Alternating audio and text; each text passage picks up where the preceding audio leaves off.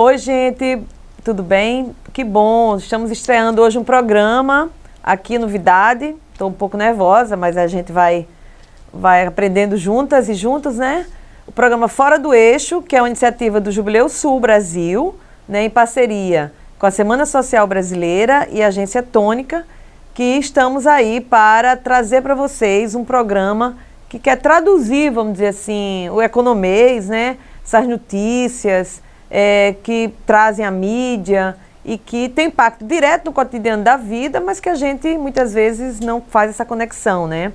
É ao contrário, muitas vezes a mídia mascara o que a gente de fato precisa saber.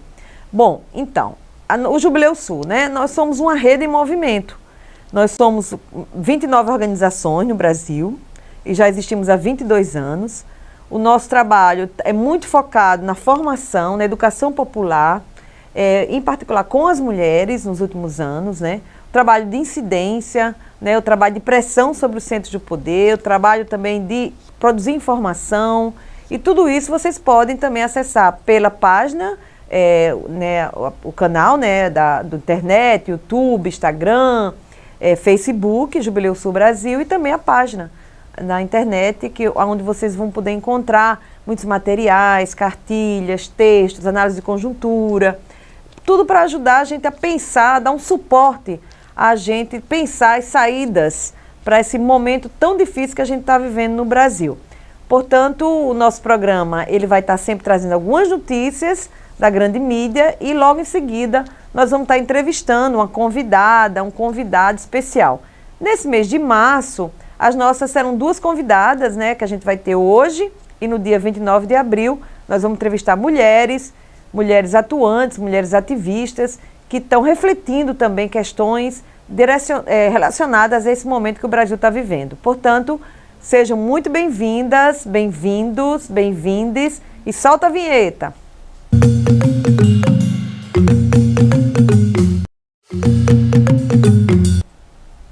Bom, como eu falei antes, e vocês devem estar vendo aí na tela, né? 3 notícias que a gente separou aqui para conversar hoje sobre elas. Guerra deve elevar preço dos alimentos e impactar a inflação brasileira. Petrobras justifica lucro e diz que reajuste foi para evitar o desabastecimento. Será que foi mesmo, hein? Vamos conversar sobre isso. E pandemia afastou ainda mais as mulheres do mercado de trabalho, mostra a pesquisa. Então, essas 3 notícias são as notícias sobre as quais nós vamos estar construindo um contraponto, uma outra visão a partir da realidade concreta da vida. E para isso nós temos hoje uma convidada muito especial, nossa companheira Dirlene Marques. Solta a vinheta.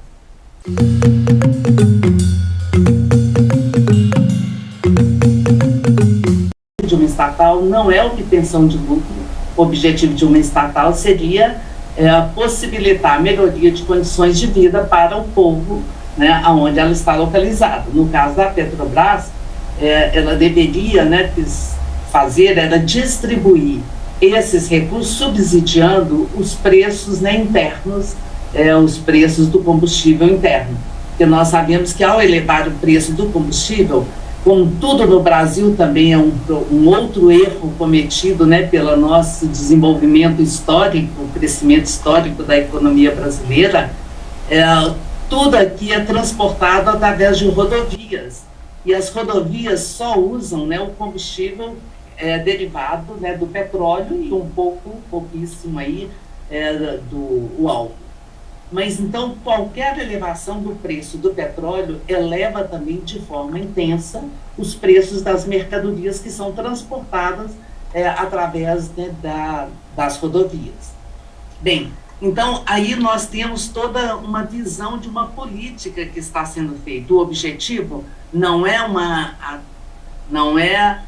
melhorar as condições de vida do povo brasileiro, mas é sim atender aos acionistas, em especial aos acionistas estrangeiros. Aliás, esse foi um compromisso quando colocou, né, as ações na Bolsa de Nova York, que não iria ter interferência da Petrobras, do governo na Petrobras. Então, exatamente por isso, hoje nós sofremos todos esses, todos esses custos, né, adicionais por essa visão. Bem, agora, além disso, uma outra questão que se levanta, que também é importante, né, entender, é o que está acontecendo com a guerra, né, desencadeada na Europa. E aí, o seguinte, tem toda uma análise sobre esse processo, porque uma guerra, como os Estados Unidos já fez várias guerras absolutamente destrutivas em cima de povos inteiros, como foi o caso do Iraque, da Síria, do Afeganistão, né? Enfim, é um instante importante para a economia capitalista, cujo objetivo é o lucro, não importam as vidas. Então, é importante essa economia destruir as armas que foram produzidas anteriormente. Então, isso faz parte da lógica do desenvolvimento capitalista, onde você tem que fazer a destruição das armas nesse processo. Então, quando os Estados Unidos jogou bomba em cima de todos esses países, matando milhares de pessoas, isso não teve reflexo aqui dentro do Brasil, como está tendo hoje. Do lado, principalmente porque a nossa imprensa é uma imprensa toda ela vinculada aos Estados Unidos. Então, eles fazem a defesa desses países. Diferente de hoje, né, que está sendo feita, e mais do que isso também, né, segundo instante, porque os Estados Unidos estavam destruindo povos subdesenvolvidos. Uma coisa é você jogar bomba em cima do Iraque. Outra coisa é um país como a Rússia, que não está vinculado, né, ao nosso sistema de forma tão intensa. Nós não estamos sobre a área de controle da Rússia, quando ela joga bomba em cima de um outro país também desenvolvido. Aí isso vai ter um outro tipo de reflexo. Então, nós temos hoje, né, toda essa comoção provocada, claro que nós temos que ficar em comoção sim, porque guerra, né? Guerra é guerra, né? Nós somos absolutamente solidários ao povo da Ucrânia, ao povo da Rússia, mas é uma situação totalmente diferenciada, né? E isso não tem nada a ver com o aumento de preços internos, porque nós não temos quase nenhum comércio com esses dois países. Então, isso não tende a nos afetar, né? Exatamente. Isso é muito mais por essa política de Estado construída ao redor da Petrobras.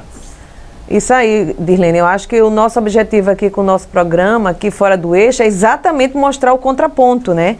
É exatamente mostrar que a economia globalizada, vamos dizer assim, a economia capitalista hoje totalmente comandada por poucos grupos, né? Poucos grupos, são agências de fundos de pensão, fundos de investimentos, os bancos, né? Que manipulam inclusive os preços dos alimentos, né, Dirlene? Porque se a gente vê que o trigo, que a Rússia é o principal exportador de trigo e milho, né? No caso, a Ucrânia e a Rússia. E já impacta diretamente no pãozinho que a gente consome aqui. Isso tem a ver também com a tal das commodities, né? Que hoje em dia as commodities, que são as mercadorias, a soja, o suco de laranja, tudo isso vira um papel que é comercializado e é especulado. Da safra de 2030 já está sendo comercializado. Ou seja, o capitalismo, como você falou, é um sistema de morte, não produz vida, né? Produz lucro. E em nome do lucro fazem guerras. E fazem... E tem que ver também, Sandra, que de fato, mesmo que isso possa afetar a produção na Rússia e na Ucrânia, o nosso comércio desses produtos tem muito pouco a ver com eles. A gente compra mais esses produtos de outros países, especial aqui da América Latina. O trigo, mas no caso... Mas é claro que isso afeta o mercado internacional, né? Então acaba entrando num processo de especulação, e não tanto porque efetivamente, né, foi afetado aqui. Pois é, como é que comida vira mercadoria especulada no mercado secundário, no mercado futuro? Realmente é algo assustador. Mas enfim, Dirlene, a gente está aqui também discutindo hoje, né, a guerra, as pessoas estão muito confusas com as notícias falsas que são transmitidas, né? A Petrobras, inclusive, divulga notícias falsas, por exemplo, essa questão do desabastecimento, quando a gente sabe que não é a realidade concreta. A realidade, o que você falou, é garantir o lucro para os acionistas, para o mercado internacional principalmente, né, de quem ganha com esse dinheiro. Mas a gente viu também nas notícias que eu li, Dirlene, que há um impacto muito diferenciado com relação às mulheres, né? As mulheres são impactadas de maneira muito diferenciada, não só na guerra, a ver o que está acontecendo, né? Os corpos das mulheres sendo comercializados, mercantilizados, né? E a gente viveu aquele escândalo aqui, que eu nem vou citar o nome do deputado, porque não vale a pena, que vai lá fazer turismo sexual, nesse campo aí que nós feministas denunciamos, mas também, por exemplo, no caso específico do Brasil, a questão da pandemia. A gente sabe que a pandemia gerou impactos muito diferenciados, tirou as mulheres do mercado de trabalho. As mulheres, elas trabalham muito na informalidade, muito com contratos temporários, e foram as primeiras a serem impactadas, e além do que teve muitas mulheres que tiveram que sair do mercado de trabalho para sustentar o tal do fique em casa durante a pandemia, porque os filhos sem escola ficaram e as filhas ficaram em casa. Então eu queria que você comentasse também um pouco isso, como é que isso vai gerando também a dívida social com as mulheres cada vez maior, né? Ou seja, há uma diferença muito grande, por exemplo, do acesso ao mercado de trabalho garantido aos homens e às mulheres, e como isso, e o que é que você considera mais importante destacar nesse impacto diferenciado sobre as mulheres, que a pandemia e a guerra, o preço do combustível impactam diferentemente? Primeiro a gente tem que levar em conta que, mesmo que tenhamos conseguido ao longo, né, das décadas de luta que tivemos nesse período, avanços em relação à situação da mulher, a mulher ainda é a responsável pelo espaço doméstico. Então, na medida que ela fica responsável por esse espaço, quando acontece qualquer questão, né, social que vai afetar essas relações, afeta também fundamentalmente a mulher. Então, por que ela volta para dentro de casa? Quer dizer, os espaços que ela ocupava dentro da sociedade, do mercado de trabalhos na sociedade, eram espaços que, com a pandemia, a maior parte deles fecharam, né? Então, ela trabalha no setor terciário, no setor do comércio, no setor de serviços, onde, inclusive, também os salários são menores, né? Com a pandemia, elas retornam para dentro de casa, de um lado pelo desemprego, porque são fechadas, essas lojas são fechadas, e de outro lado, porque ela vai também ter que responder pelo espaço doméstico, que ela vai responder pela saúde, pela alimentação, pela casa, pelos filhos, pelos idosos, pelos doentes. E que isso passa a ser já era uma responsabilidade, mas isso recai com um peso muito grande, na medida que nós falamos, né? Quer dizer, a casa agora vai ser, né, o local de segurança para o povo não ser infectado, né? Então, aumenta a sobrecarga de trabalho das mulheres com isso. E aumenta mais ainda, porque com o desemprego e com os auxílios que foram irrisórios, né, nesse processo, elas vão ter que dar conta de tudo isso com essa complementação, né, com esse auxílio, né, que foi conseguido durante um certo período para que elas possam se manter. Então, aumentou muito o peso e a sobrecarga, né, de tudo isso sobre as mulheres. E agora, isso sendo retornado, com as crianças podendo voltar algumas para a escola, ainda, né, numa situação intermediária, o mercado de trabalho ainda não se reaqueceu para que as mulheres possam voltar para esse espaço. Então, elas continuam tendo que se manter, sobreviver com isso. Então, todas as condições sociais, elas recaem com muito mais peso, com muita mais cobrança sobre as mulheres. Então, ela tem que dar conta da saúde, da educação, da alimentação, né, dos cuidados com as crianças e com os idosos, e num período como esse. Essa é uma sobrecarga muito mais intensa. Então, nós temos que entender que a dívida hoje existente na sociedade é uma dívida para dar conta desse tipo de espaço. Por isso que as nossas reivindicações sempre foram creches com segurança, com qualidade, saúde com qualidade, para que, e também, né, restaurantes coletivos, lavanderias, para tirar de cima, né, das mulheres a responsabilidade desse tipo de situação. E aí também quando você tem as condições de moradia se tornando cada vez mais precarizadas, com a destruição ambiental que vai prejudicar de forma intensa essa situação de sobrevivência, né, da sociedade, mas que vai cair essa carga maior sobre as mulheres. Repetir as notícias no final, fazer a abertura novamente, entendeu? Porque a gente está fazendo gravado. Com toda a sociedade, mas com muito mais intensidade sobre aquelas que são responsáveis por essa parte da sociedade. Então, essa é uma luta histórica, né, que eu sou da Rede Feminista de Saúde e também da Rede Jubileu Sul. É isso, Dirlene, a gente trabalha essa ideia da dívida social, e é uma dívida que a gente fala pouco no Brasil, né? Se fala muito da dívida financeira, porque cada centavo que vai para o pagamento da dívida financeira é um centavo tirado para pagar a dívida social. Você falou aí da questão da moradia e a situação, por exemplo, agora com as mulheres, principalmente, que são as principais lutadoras, vamos dizer assim, que ocupam terrenos, ocupam prédios ocupados, né? Para poder ter garantia da moradia digna, a gente vê a ameaça de despejo a partir do dia 30 de abril, quando acaba, né, a lei que protege, né, a medida provisória que protege contra os despejos, né? Então a gente também está nessa luta. E também a gente vê o que uma economia como a nossa brasileira, cada vez mais globalizada, vamos dizer assim, financiarizada e com todos os mecanismos abertos à entrada do capital especulativo, à entrada do capital estrangeiro, comprando terra, comprando todo o parque industrial, transnacionalizando toda a nossa economia.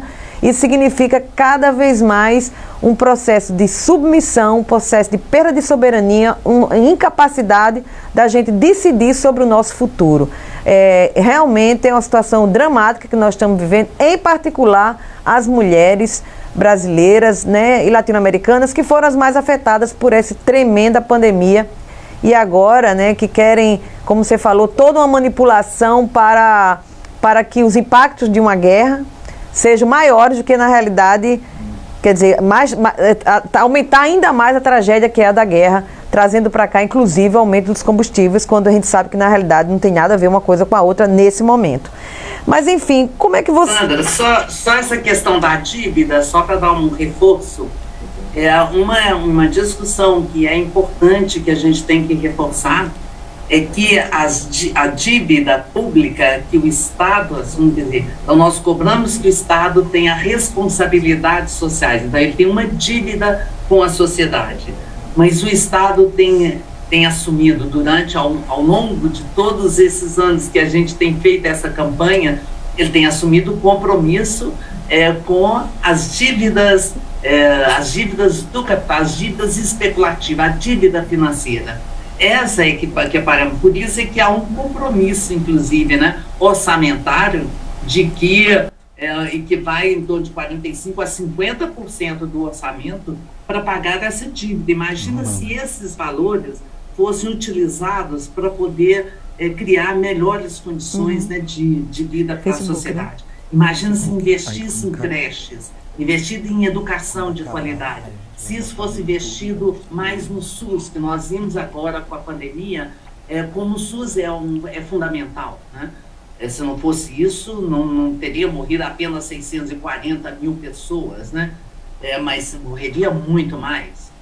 Enfim, então, é isso que se paga, né? E é uma dívida altíssima. O Estado se compromete a pagar primeiro essa dívida financeira, para depois o resto que sobrar paga as dívidas sociais. Então, não é por acaso que houve todos os cortes, né, de direitos que a gente conseguiu, né, ao longo de décadas, né, de luta. A gente consegue poucos direitos e aqueles poucos que ainda tinha são cortados. Exato. E a gente vê também para não falar da dívida ecológica, né, toda a dívida, agora em fevereiro a Amazônia bateu recorde em desmatamento, em destruição, não falo nem em desmatamento, é destruição mesmo, né? agora em fevereiro, mais floresta caindo para botar pasto, para botar gado, para exportar carne, para gerar divisas, para pagar dívida, para remunerar o capital financeiro. Ou seja, é um verdadeiro ciclo do diabo que a gente está na economia brasileira. A gente tem que ampliar a fronteira agrícola, entre aspas, para poder garantir exportação de commodity, para favorecer o agronegócio, que é uma agricultura de morte, não é uma agricultura de vida. É uma agricultura que usa agrotóxicos. O Brasil é um dos maiores consumidores de agrotóxico per capita do mundo, né? São mais de 5 litros de veneno por habitante. Além de que, esses últimos anos, têm sido liberados agrotóxicos que são proibidos no mundo inteiro. Então, ou seja, e isso tudo ainda tem o custo financeiro que a gente paga em detrimento da dívida social. Olha que loucura que a gente está envolvida, que a gente está... E é isso que a gente quer discutir aqui, é isso que a gente quer dialogar aqui, para a gente gerar indignação. Gente, eu acho que a informação, ela traz o pensamento crítico, ela gera indignação. E a gente tem que ter a capacidade de se indignar com essa realidade concreta que a gente está vivendo agora. Enfim, então a gente agora parte para os finalmente, né? E como é que, para comentar, Dirlene, por fim, quais as saídas, Dirlene? Como é que a gente supera essas dívidas históricas com as mulheres em particular? A gente está no mês de março, a gente está no mês das mulheres. Ontem, 4 anos da Marielle, assassinada, até agora a gente não sabe quem mandou matar. Isso é uma dívida também histórica que a gente tem com as mulheres negras, uma vereadora eleita, assassinada. Olha só, isso tudo vai gerando assim, né? Vai aumentando o caldo dessa dívida histórica que a gente tem nesse país com a população negra, com a população indígena. E como é que a gente supera tudo isso, né? Eu acho que você já começou a falar. Eu acho que para nós, em um programa como esse, é para causar indignação, mas mais do que isso. Quer dizer, nós estamos procurando mostrar a importância da informação, a importância de que a gente possa, né, estudar e entender a realidade concreta para, a partir disso, a gente se organizar com fundamentação. Porque a gente, né, que é da Rede Feminista e da Rede Jubileu Sul, só acreditamos em qualquer mudança que passe pela organização e pelas mãos do povo.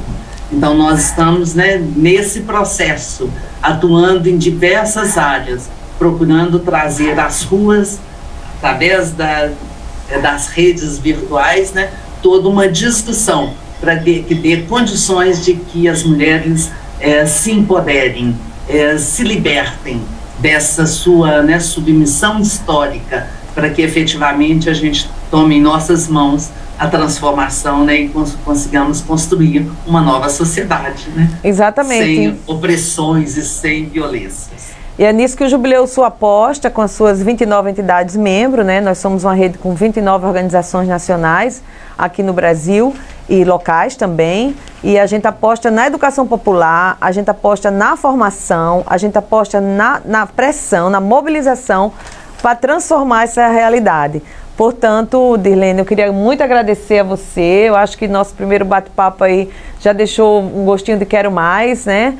A gente aqui não vai aprofundar todas as questões, a gente quer aqui criar, deixar a pulguinha assim atrás da orelha, para que a gente possa conhecer mais, para que a gente possa se aprofundar mais nesses debates, nesses assuntos. Na página do Jubileu Sul Brasil, tanto na internet, né, a página web, quanto também nas redes sociais do Jubileu Sul Brasil, você pode, quem está nos acompanhando, pode acessar muitas informações, materiais didáticos e vídeos, que eu acho que vão ajudar muito aí na nossa semente de indignação que a gente está plantando sempre. Nossa tarefa e de esperança também, né? Esperançar, do verbo, como dizia Paulo Freire, para a gente plantar, porque um povo sem esperança é um povo que não luta.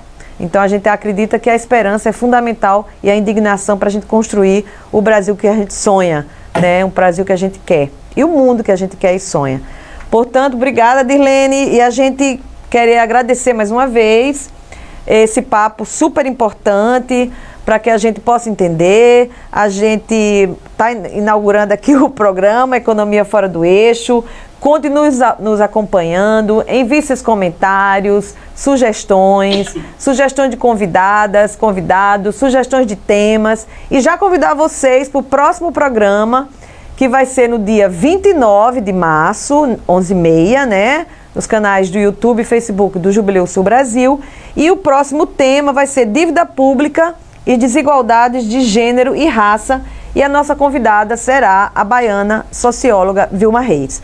Portanto, a gente já agradece de antemão a Vilma por ter aceito o nosso convite, convidar vocês para o 29 de abril, que vai estar ao vivo, e dizer que o programa está disponível nas redes sociais, né, do Jubileu Sul Brasil. Vamos ajudar a divulgar, compartilhar, comentar, criticar, dizer o que é que a gente pode melhorar.